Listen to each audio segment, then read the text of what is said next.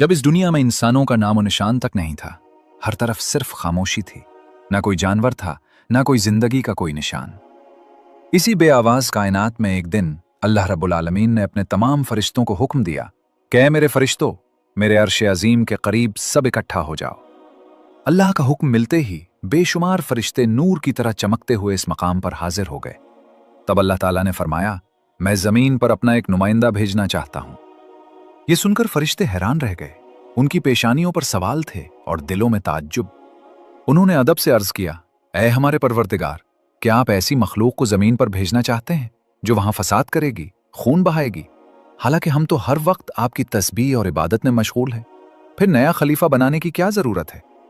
उनकी बात सुनकर अल्लाह रब्बुल आलमीन ने फरमाया, ऐ मेरे फरिश्तों, मैं वो जानता हूं जो तुम नहीं जानते।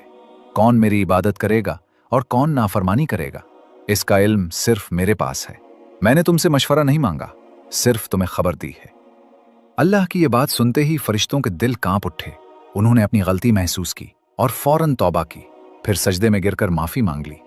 इसके बाद अल्लाह ताला ने अपने 4 अजीम फरिश्तों को बुलाया, हजरत जिब्राईल, हजरत मिकाईल, हजरत इसराफील और हजरत इज़राईल अलैहिमुस्सलाम।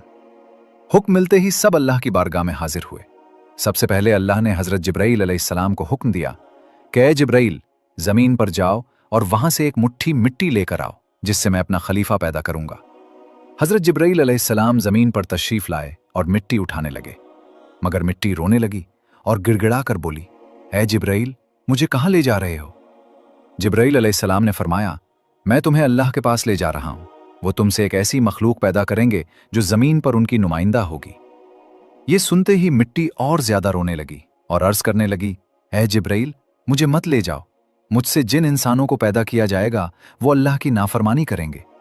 फिर जब अल्लाह का अजाब उतरेगा तो मैं भी तो उनके जिस्म में रहूंगी, मैं भी इस अजाब को सहूंगी, और अल्लाह के अजाब की ताकत मुझ में नहीं। मेरी तरफ से अल्लाह से माफी मांग लेना। मिट्टी की ये दर्द भरी फरियाद सुनकर हजरत जिब्राईल अलैहिस्सलाम खाली हाथ वापस लौट आए और अल्लाह के दरबार में जाकर सारी बात बयान कर दी।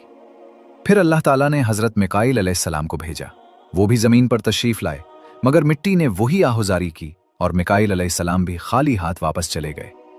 इसी तरह हजरत इसराफील अलैहिस्सलाम भी जमीन पर आए, लेकिन मिट्टी की सिसकियों ने उनका दिल भी पिघला दिया और वो भी बगैर मिट्टी उठाए वापस लौट गए। तीनों फरिश्ते खाली हाथ हाजिर हुए तो आखिरकार अल्लाह रब्बुल आलमीन ने हजरत इज़राईल अलैहिस्सलाम को जमीन पर भेजा। जब इज़राईल अलैहिस्सलाम तशरीफ लाए तो मिट्टी ने फिर वही इल्तिजा की और रोते हुए बोली, ऐ इज़राईल, मुझे मत ले जाओ, मुझे यहीं छोड़ दो। मगर इज़राईल अलैहिस्सलाम ने फरमाया, ऐ मिट्टी,